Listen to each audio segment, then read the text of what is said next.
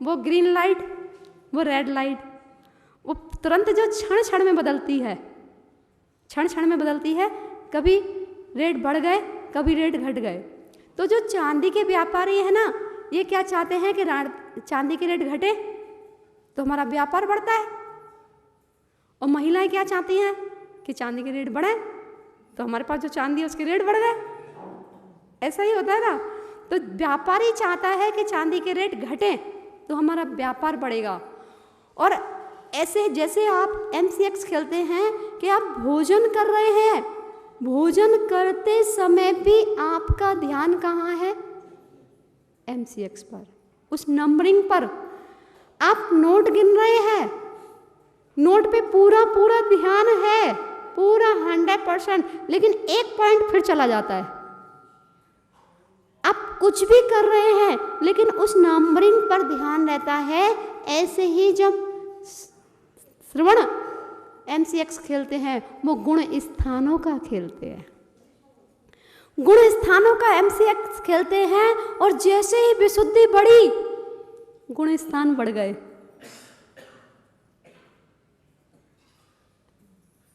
समझ में आई नहीं आई? कहाँ दृष्टि है? विशुद्धि पर। मेरे परिणाम शुद्ध चल रहे हैं या अशुद्ध? अशुद्ध परिणाम हुए, तुरंत भाव छटपटाहट हो गई। अशुद्ध हुए, रेट घट गए, MCX गिर गया, गुण स्थान गिर गया। और जैसे ही विशुद्धि बढ़ी गुण स्थान बढ़ गया। जैसे हम MCX खेलते हैं उन गुण स्थानों को लेकर के, अगर आप भी उन गुण स्थानों का MCX खेलो तो सिद्धालय की प्राप्ति है या MCX या नहीं? वहाँ तुम्हारा ध्यान उस नंबरिंग पर है। तो जो ध्यान में मुनि राज बैठे हैं ना, उनका ध्यान गुण स्थानों पर है, उनका ध्यान अपने ध्यान में है। कहाँ? बढ़ते बढ़ते बढ़ते बढ़ते ध्यान में लीन है। 10वें गुण स्थान में पहुंच गए, जैसे ही 11वें में पहुंचे नीचे आ गए। कितनी मेहनत की होगी 10वें गुण स्थान तक के लिए? 10वें गुण स्थान तक के लिए कितनी मेहनत की होगी, कितनी विशुद्धि बनाई होगी। लेकिन जैसे ही 11वें में पहुंच गए वो सांप सीढ़ी के 99, 98 पे थे, 10वें गुण स्थान में बैठे, कोई दिक्कत नहीं थी, निश्चिंत थे। और जैसे ही 1 नंबर सीधा, और अगर 2 नंबर आ जाते तो पार। इधर से 10वें गुण स्थान से 12वें गुण स्थान में पहुंचे, 13वां गुण स्थान और 14वां गुण स्थान, मोक्ष। तो भावों की, जो भावों का MCX होता है, तो यहाँ तो चांदी वाले हैं, इधर चांदी का MCX खेलते हैं। और हम चांदी वालों से कहना चाहते हैं, चांदी का तो तुमने बहुत खेल लिया, अब तुम गुण स्थानों का MCX खेलना भी सीखिए। और वो केवल गुण स्थान जब बढ़ते हैं, जब मुनिराज ध्यान में बैठते हैं, आश्चर्य माने तुम गोस्वामी जी, इतना इतना ध्यान में लीन। एक बार आप एहसास करके देखें बस। और एहसास कैसे करना? एहसास कैसे करना? कुछ भी नहीं है। अगर हम आपसे कहें, जगदीश प्रकाश जी, जगदीश जी, आपका व्यापार किस चीज़ का है? जनरेटर का है, जनरेटर का। अब वो जनरेटर में क्या क्या औजार रहते हैं, आप यहाँ पे ध्यान करो, आपको तुरंत याद आ जाएंगे। क्या क्या डिपार्टमेंट रहता है, छोटा जनरेटर, बड़ा जनरेटर, जो भी है, जो भी आपकी फैक्ट्री में सामान रखा है, जनरेटर रखे हैं, वो आप यहाँ बैठ के बता सकते हो। बता सकते हो या नहीं? बता सकते हैं ना। और ध्यान भी आ गया कि वो जनरेटर इस कलर का है, वो जनरेटर इस कलर का। बाबूजी आप भी बता सकते हो अपने व्यापार के बारे में। और अगर मैं महिलाओं से पूछना चाहूँ कि आपकी चौके में चीनी का डब्बा कहाँ रखा है, तो इनके ध्यान में तुरंत आ जाएगा, आएगा या नहीं आएगा। और अगर इनसे कहे कि आटे का डब्बा कैसा है, तो इनके तुरंत ध्यान में आ जाएगा। ये क्यों ध्यान में आ रहा है कि हम 24 आवर इसी में फंसे हुए हैं। अब हमें सिद्ध शिला का ध्यान क्यों नहीं आता, वो आचार्य मानतुंग स्वामी जी की इमेजिंग क्यों नहीं होती, उनका रियलाइज क्यों नहीं होता, क्योंकि हम उसको मिनट, 2 मिनट, 10 मिनट, 15 मिनट, आधा घंटा, जहाँ 23.5 घंटे ध्यान रहता है वहाँ 10 मिनट में क्या होगा।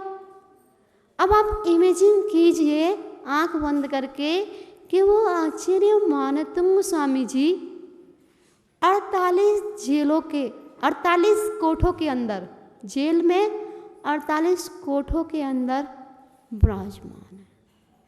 एहसास कीजिए, रियलाइज कीजिए, उसका इमेजिन कीजिए कि वो 48 कोठों के अंदर, एक कोठे में तो घबराहट होने लगती है। अगर कोई एक कोठे में बंद करके ताला लगा के या लॉक करके चला जाए, भूल जाए, तो 1 घंटे में तो अटक पड़ जाता है एक कमरे के अंदर। और वो 48 कोठे के अंदर विराजमान है, 48 तालों के अंदर विराजमान है, फिर भी उन्हें ताले दिखाई नहीं दे रहे हैं, फिर भी उनको कारागार दिखाई नहीं दे रहा है, उनको वहाँ पर भी आदिनाथ भगवान दिखाई दे रहे हैं। ये MCX है या नहीं?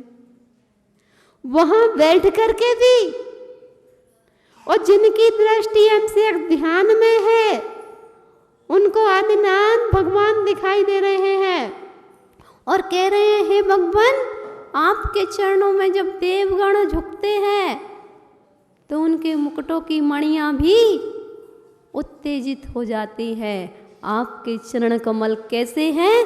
पाप रूपी अंधकार को नष्ट करने वाले हैं। आपके चरण कमल कैसे हैं? संसार रूपी समुद्र में डूबते हुए प्राणियों को अवलंबन देने वाले हैं, सहारा देने वाले हैं। इसलिए मैं आपके दोनों चरण कमल को समीचीन रूप से बारंबार नमस्कार कर रहा हूँ।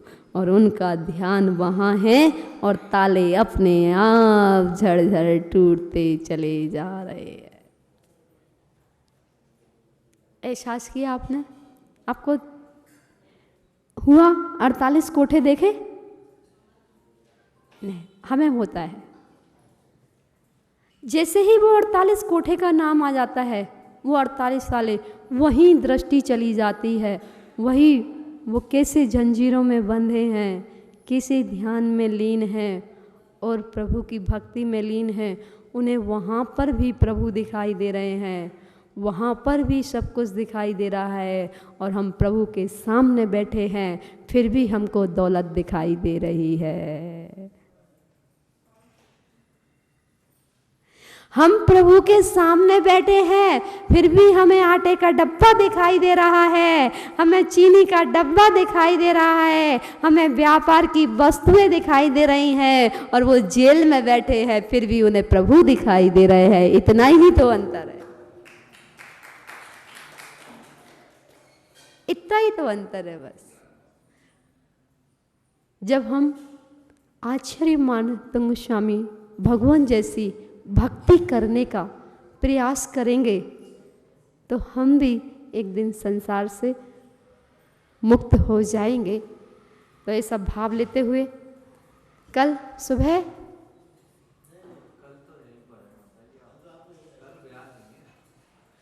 तो पीछी परिवर्तन आने वाला है, 16 तारीख को है पीछी परिवर्तन, तो उसकी भूमिका भी बनानी है, और आप सब लोगों को पीछी परिवर्तन में पहुंचना है। हमें गुरुदेव के वो क्षण बहुत याद आते हैं, और आज उन्हीं का संबल लेकर के जीते हैं। उन्होंने इतना मजबूत कर दिया, इतना मजबूत कर दिया कि अब किसी चीज़ का फील ही नहीं होता, भाव गिरते ही नहीं है। वो कहते थे, जब तुमको कोई आहार देने वाला ना हो और छोटी माताजियों के, छोटे महाराज जी के पास भीड़ हो, तब तुम्हारे मन में विकल्प ना आए, तो उसको दीक्षा कहते हैं।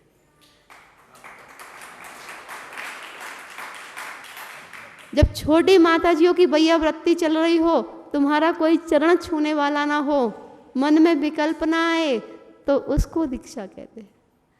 जब बिहार में कोई चलने वाला नहीं हो, आहार देने वाला नहीं हो, चौके लगाने वाला नहीं हो, बंदामी बोलने वाला नहीं हो, नमोस्तु बोलने वाला नहीं हो, और मन में विकल्प ना आए, तो उसका नाम दीक्षा है।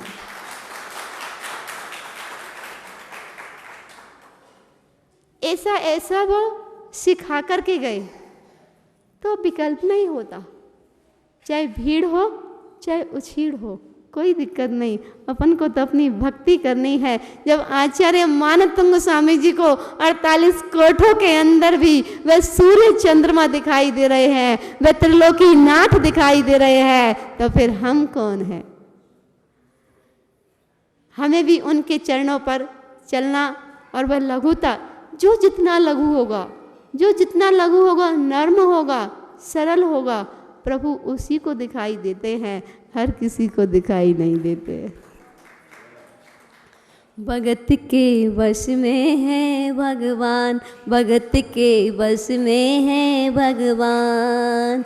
भक्त नहीं तो कुछ भी नहीं है, भक्त नहीं तो कुछ भी नहीं है, भक्त है इनकी जान। भगत के वश में है भगवान, भगत के वश में है भगवान। कैसे भक्त?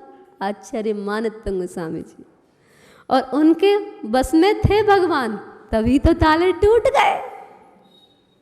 मीरा ने भक्ति में अपने श्याम को ध्याया है, सबरी ने भक्ति में अपने राम को ध्याया है।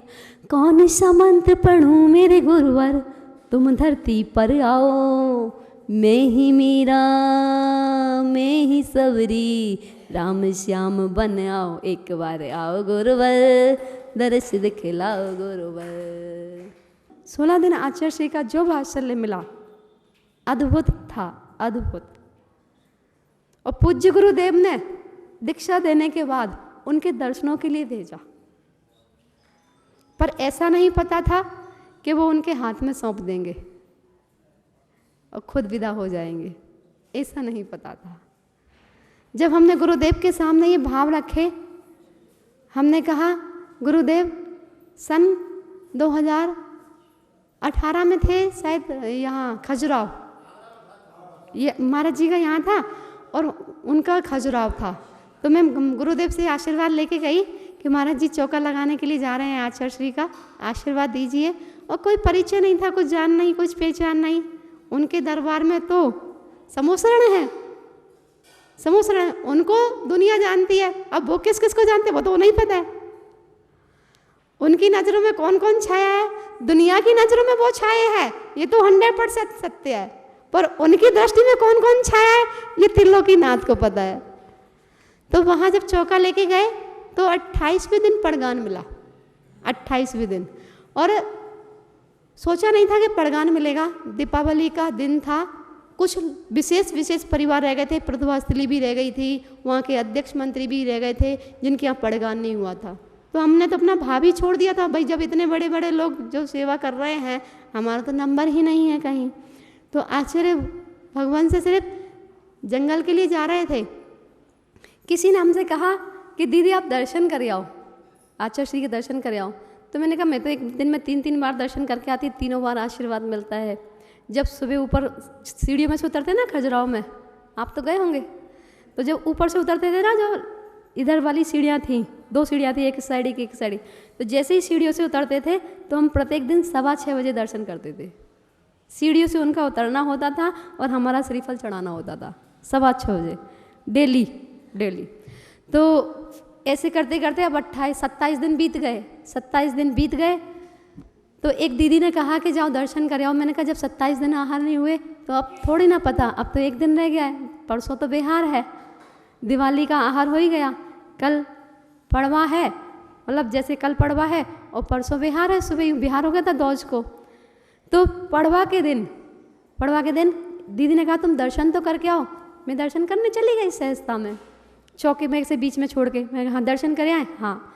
तो ऐसे दर्शन करने गए जैसे बिल्ली रास्ता नहीं काट जाती, आचार्य श्री ऐसे जा रहे थे,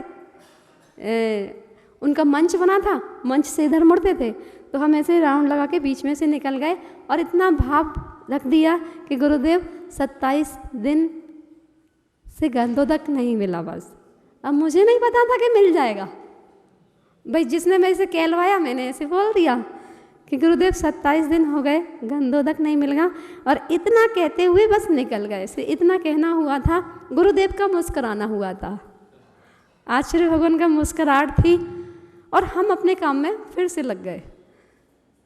तो पड़गान के लिए खड़े, मैं कह रही हूँ भक्ति की तरफ ले जा रही हूँ आपकी। अगर आपकी भक्ति है ना, जब एक महाराज जी से कहा, महाराज जी आचार्य जी का पड़गान नहीं मिला, अब हम लोग तो जा रहे हैं, तो महाराज जी ने बोला कि तुम्हारी श्रद्धा में कहीं कमी है, तुम्हारी श्रद्धा में कहीं कमी है, तुम ये ठान लो कि जब तक आचार्य भगवान के आहार नहीं हो जाएंगे तब तक हम घर नहीं जाएंगे, ये ठान लो। तो मैंने कहा ठीक है, अब ये भी ठान लिया, परसों बिहार होना है, अपन ने सारी पैकिंग कर ली, पूछ लिया। तो जब घर पे फ़ोन लगवाया कि आहार नहीं हुए हैं, हम बिहार में चले जाएं क्या, तो घर से रिटर्न फ़ोन पे ये शब्द बोला गया कि अगर आचार्य भगवान के आहार ना हो तो आंसू ना बहाना, जिनके भी आहार हो उन्हीं को आचार्य श्री समझना, उन्हीं को आचार्य श्री समझना, तो बिहार में जाना, नहीं तो नहीं जाना। तो ये मन में ठान लिया, कोई बात नहीं, जब तक आहार नहीं होंगे सबके आहार हो जाएंगे, और हमारे लिए तो पूरा ग्रुप ही आचार्य श्री है। अब यहाँ आहार इधर 9 बज रहे हैं, भैया ध्यान देना, वो क्षण देखना आज भी आंखों में झूलता है। गुरुदेव आचार्य भगवान पड़गान के लिए निकल रहे थे, वो हमें नाम से नहीं जानते थे, बस फेस से जानते होंगे। हम पहले बीच में खड़े थे, उनको ये भी नहीं पता था चौका कहाँ है, कभी कहीं खड़े हो जाते थे, कभी कहीं खड़े हो जाते थे। उस दिन जैसे ही खड़े हुए तो आचार्य भगवान निकल रहे हैं आहार के लिए, फिर किसी ने बताया आचार्य श्री इधर आ रहे हैं, हम थोड़ा और पीछे हो गए, वो थोड़ा और आगे आ गए, जो घर के और लोग थे वो पास में चले गए, पड़गान नहीं मिला, पड़गान नहीं मिला, वो थोड़े और आगे आ गए। तो हमने सोचा कि जब यहीं तक आ रहे हैं तो हम अपने दरवाजे पे क्यों ना खड़े हो जाएं, उनको ये भी पता चल जाएगा कि चौका कौन सा है। तो हम पीछे खिसक के और आ गए, आचार्य श्री और आ गए, और जैसे ही देखा तुरंत खड़े हो गए।